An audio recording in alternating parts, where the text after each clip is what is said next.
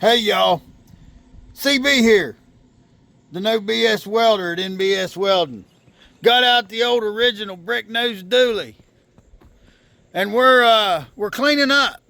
If you've been following the channel, you may have seen the videos where I rebuilt the bleachers here at the high school baseball field. Rebuilt those bleachers with donated parts, and that's all worked out real well.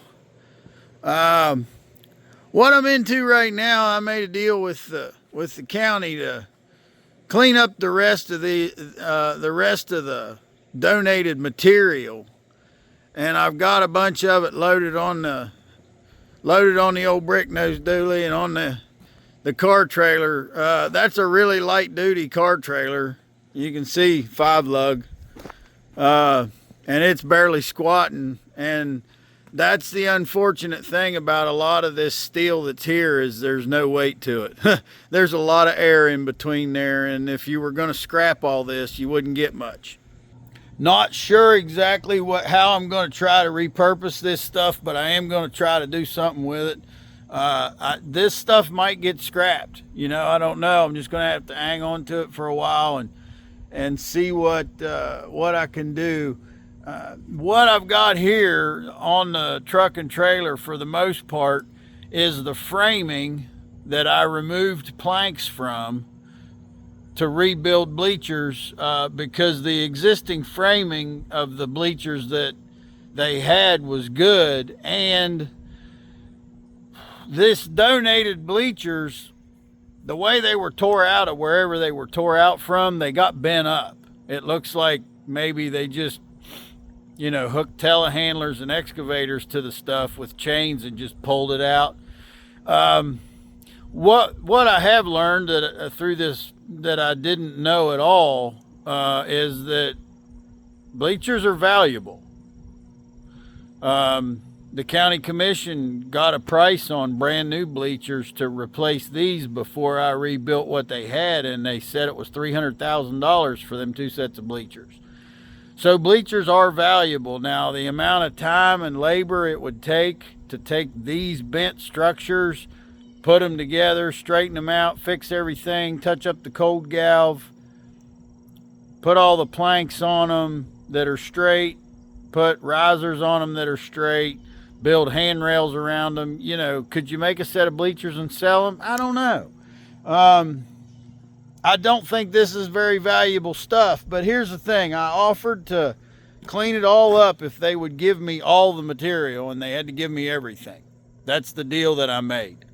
And a big part of that is disassembling it so that it could be hauled, which I've got several days unpaid labor in taking things apart. I told them I would charge them for disassembling it if they were giving it to somebody else or doing something else with it. But in this situation, the fact that they gave me all the stuff, I've decided I'm not going to charge them for taking the stuff apart. I'm not going to charge them for hauling it off. And there's some sweet stuff here. It's just not that. That's nothing but a bunch of work. I did take and do a weight calculation on one of those piles of the galvanized steel structure, and even called the local scrapyard to ask if it was a problem that it's galvanized, and they said a lot of times places won't take it, but if it's 3/16 thick or 1/4 inch thick, whatever, like you're saying, we'll take it for you. And I've sold them a lot of steel, so they would be working with me there if they did that. But if they do that, it's still only like $7.50 per 100 pound or $8.50 per 100 pound. The maximum you could get would be $9.50 per 100 pound. But to get that price, you would have to cut it up into pieces less than 4 feet long and less than 2 foot wide. That's a lot of work. I wouldn't want to waste. I wouldn't want to put the time into cutting it. I wouldn't want to use that much oxyacetylene cutting up that much stuff just to get $1 more per 100 pound. Wouldn't be worth it. So that load there, for the most part, I think is nothing but a bunch of work. But let me show you the honey on the biscuits.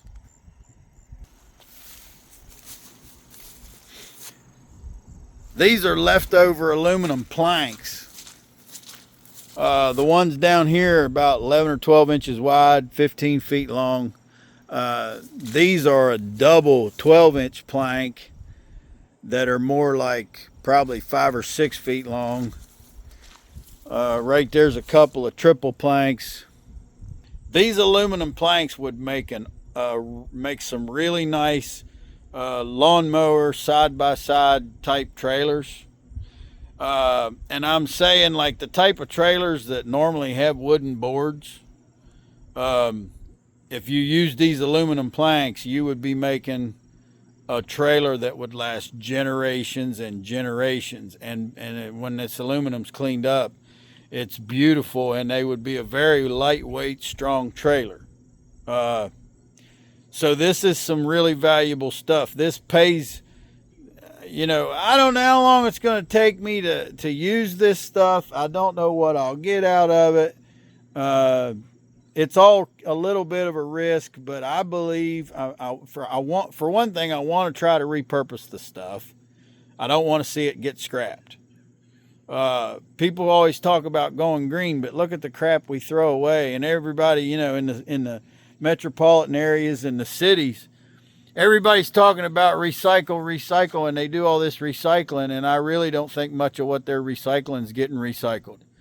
People are separating their plastic and aluminum cans, and there's a truck comes and picks it up and hauls it off, and I think when it gets to a transfer station somewhere, if that stuff's mixed in with any trash at all, the people that work at the transfer station are probably just sending it all to the landfill. I mean, I really think that's happening on a large scale. In the big cities where people think they're recycling, yeah, you're recycling, but the people at the transfer stations ain't. So, materials like this that would get scrapped,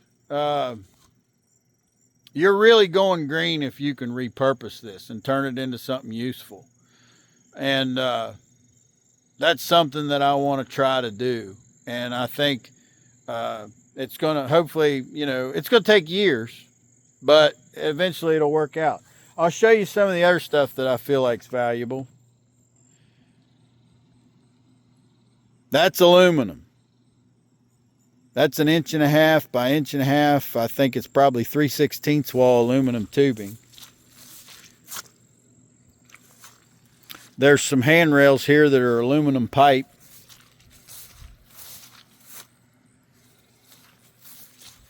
Some handrails here that are aluminum, and some galvanized handrails. Some of these galvanized handrails, I didn't even realize were here. They were buried so deep in the grass. Some of this has value being aluminum, but like I say, it's cutting it up to use the pieces and the amount of time you spend cleaning up dirty aluminum. It's got value, but it's not as valuable as those planks. Those planks, I think, are really valuable. Something like this here, buying some aluminum pipe or buying some 1-inch aluminum tubing for a job, when you can get brand new stuff that's 21 feet long or 24 feet long or 20 feet long, it's for a job, it's nice to be able to just buy it. But these are some steel planks that was left, and the galvanized channel, these were toe kicks, and there's this riser metal, which we on the last part of rebuilding that last bleacher over there, I made those side pieces on my brake. If you didn't see that, you should go back and watch it if you're interested in seeing me form some metal in the metal brake. That went real well. And there's a good bit of sheet metal there. I wish it wasn't galvanized. It may come in handy that it's galvanized depending on what you use it for. But for welding, for most welding and fabrication, the galvanized is not desirable. But that's good metal to cut up and use for something. Something that's been real nice. My buddy that owns the car wash let me use this Toolcat. This is a Bobcat Toolcat. And that's what I've been loading this stuff with. It's got the quick attach on the front where you can run, you know, any sort of, this got the pallet forks on it for what I'm doing, but you can put a bucket on there and all kind of different quick attach attachments. They got an auger for it and a lot of different stuff. It's got all the connections, you know, for hydraulics.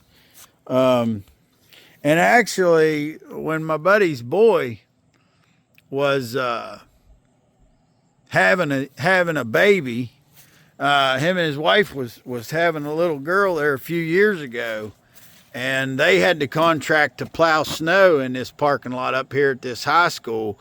And since my buddy Dalton was he was in the middle of being at the hospital having a baby at the time, and I helped him plow snow. I ran this actual Toolcat with a hydraulic snow blade on the front of it and a snow pusher. Come up and plowed snow in the high school parking lot. They had to contract to do that. So I just wanted to give you all a little updatification on my dozing situation here. Obviously not going to get all this stuff out of here in one load, but I don't think I can get anything else loaded on her. Here's the thing. I could get more loaded on there because I don't have that much weight there, but it wouldn't do that much good because I'm not going to get it all. I think in my next trip I could get it all. So there's no sense piling crazy amount of stuff on there this trip and then coming back for just a couple things on the next trip. I'm trying to make the trips a little more even, and then I'm going to come up later when it's dry with my blower and some trash bags and stuff, and do a little better job cleaning up around here. And yeah, so let's get this load hauled back to the shop, get it offloaded, and we'll come up and get another load. Second load is loaded up. Boss lady come up in the exploder and followed me down to the car wash to return the Toolcat to the car wash where it lives. I'm done with it. Got everything loaded with it I needed to get loaded. Had a little bit of excitement over here, right there, where it's sloppy. I almost got the Toolcat stuck. And then over there, right there, right there, I almost got the Toolcat stuck. And then right there, I got the Toolcat stuck. Third time was a charm. Third time I got her good and stuck. Where I was at right here, I was close enough to the blacktop. I ran a strap from the trailer and hooked to it. And what I ended up doing, being here by myself, I pulled the truck and trailer pulled on the Toolcat till I got a lot of tension in the strap, all I could get, and then I held the brake and put it in park and came back here and got in the Toolcat and backed up, and it backed up about 2 inches. So I got in the truck and pulled on the Toolcat as hard as I could, you know, without anybody driving the Toolcat. I obviously couldn't do too much by myself. But I got back in the truck and I pulled tension on the strap to the point that it had a good load on it, and then I got back in the Toolcat and put it in reverse, and I backed up about 2 inches. I did that 4 times, and after I had moved about 8 inches right there, it backed out on its own. So that was good. But I got a mess. I definitely got a mess. This is too wet to do anything with right now. but I don't want to let it get too dry either. What I'll do, I'll bring my Kubota tractor up here with the bucket, and I'll backblade some of this. It needs to dry up a little, but I don't want to let it dry up hard. I'll have to keep an eye on this for the next couple of days. There's enough good grass here that if I backblade this and tram on it a little bit and get these ruts leveled out, it'll do a little freeze and thaw this winter, and it'll be just fine. It's not ideal, you know, that I was rooting around in here with that machine, but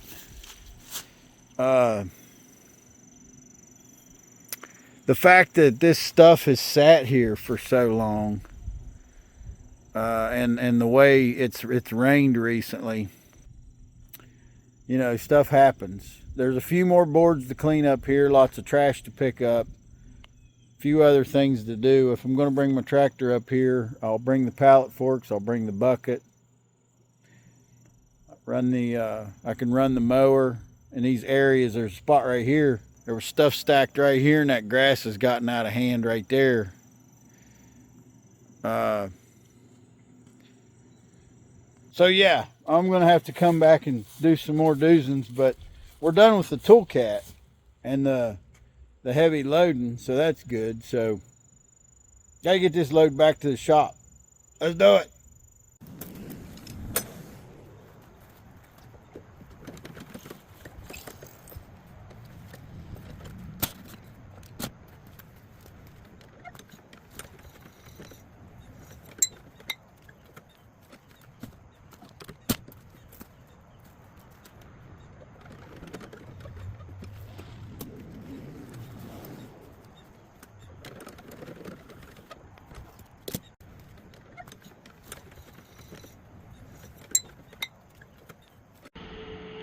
I get a lot of comments and compliments on the little strap roller.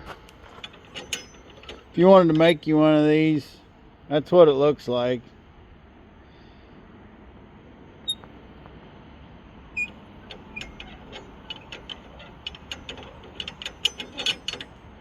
Pipe and round bar.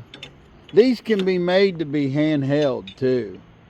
I made this one for this truck to fit over that post. Of course, you know,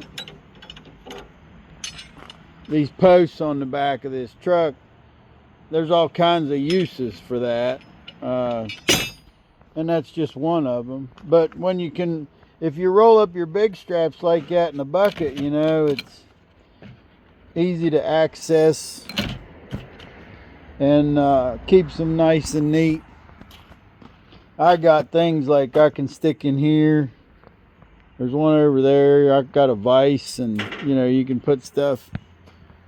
But as far as making a strap roller, you can buy these that are handheld, that you just hold it in one hand and crank with the other and roll your straps up without even putting it on something.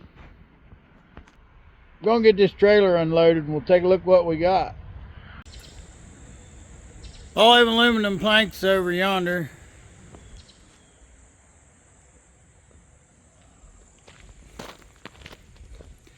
Pretty much the rest of that stuff's unloaded right here on the old road bed.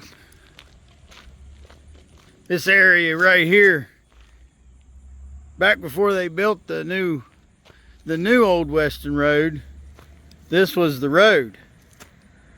Yeah, bunch of stuff piled up here. Tractor's loaded up, and we're going back up there to straighten up what we messed up. We'll try and straighten that ground up a little bit, where I made some ruts with the Toolcat. Go try and mow a little bit the places where that grass got thick, where this stuff was piled up, and the guys that mow the ball field ain't been able to mow there for a long time. I'm taking the blower and the trimmer. We might trim some grass and blow around the concrete. I got some buckets. I'll be picking up trash, picking up bolts that I cut off, and anything that's under the bleachers, and get stuff cleaned up. So that's the plan. And the way I did this right here, that's a terrible way to do that. That's a terrible way to do that. And that's an absolutely absurd way to do that. But the brake is set. We're going to send it.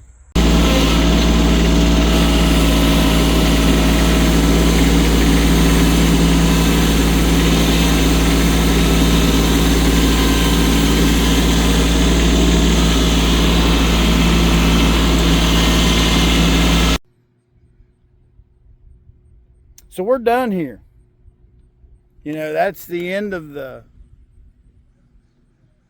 this is the end of the bleachers job. I don't think we'll be back. I ran the tractor, cut the grass that had gotten out of hand here underneath of where these donated parts were setting. Ran the string trimmer around the rocks where donated parts were sitting on top of there for so long you couldn't even find the rocks. So I ran the tractor, ran the string trimmer, ran a leaf blower on the concrete over there, and we're done here. I want to thank you for watching and learn how to work with what you got. That way you always have everything you need. Hey y'all, CB here at NBS Welding. We're in the break room doing a quick merch video. For any of you that are interested in merchandise to help support the channel, we got the stickers. Small size sticker, like a hard hat size, $3. Got the bull logo, NBS Welding, got the name and phone number. The medium size, $5. And then the big bumper sticker, $10. Now, there's no shipping on the stickers. We can put these in an envelope. It's pretty simple, no problem. Next thing is the shirts. We did have some trouble with the shirt order. We just got proof that they fixed the problem they had, and they sent us the proof. So this is, they got it right where the NBS Welding logo is on the chest, then the great big NBS Welding on the back, with the American flag on the sleeve, the way we like it. $25 for an NBS Welding shirt. These will be here, supposed to be here September 5th, so we're taking orders. Got a couple orders already. Wayne and Mike, you guys, you're going to be getting your shirt. It's coming. Next thing I want to talk about the cup. My buddy tried to make these cups, and I wanted the QR code on the cup, and he couldn't figure out how to make it work. He made me cups. The QR code wouldn't scan. He said he didn't. He finally gave up. He wanted to give me my money back. I said, no, not all of it. We're going to share the responsibility. Anyway, he gave me a portion of my money back. I gave him enough money to cover what he spent, but I continued to work on it, and I got it worked out. I don't think my cups are as nice as his, but they work. And here's the thing. The QR code's got to be on the top where it's flat. If it's on the radius on the side of the cup, it's not going to scan. It's got to be on the top. I figured it out. But we got the cups. NBS Welding with the bull logo. Got less yakking, more tacking. Pretty simple cup, but like I said, I made this myself. I bought the cups and the materials. I put it together. Had to make it work. I didn't want to quit on it. Now I want to talk about this real quick because this something come up. A way for that you can give to the channel is through Super Thanks, through YouTube. And our guy Corey has given $100 Super Thanks repeatedly. And I keep thinking like, man, this Corey has contributed so much. I really want to do something to thank him, and I couldn't think of what I could afford to do. And I remembered these coins. Now, I had these coins made when I was making good money working in the oil field. And what this is, this is 1 troy ounce of 0.999 fine silver. It says NBS Welding, It's got the name and phone number and the designation .999 fine silver. So this is an ounce of pure silver. And if you turn it over, it's got the bull logo on the back. This coin, I'm sending this to Corey to thank him for all the super thanks that he's given. There's one thing that is, there's two things about super thanks. It's super easy for you guys to contribute to a YouTube channel through super thanks, because you can go on your device and you can hit super thanks and boom, it's quick. It's easy for you to do. The problem with super thanks is YouTube gets 30% of that money. So out of a $10 super thanks, you're giving YouTube $3. But it's kind of like that with the merch too. If a shirt's $25, we have to buy the shirt. So I have to put money in, there's money going somewhere. Anyway, this idea came up to give Corey a coin.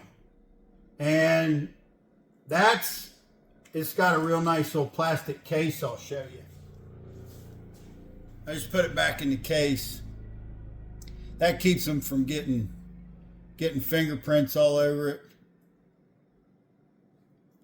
Here's the thing. When I got the idea that I was going to give Corey the coin, I wanted to offer it to everyone. So if you're interested in a coin, $50. Send Tina an email. nbswelding@aol.com. And thank y'all.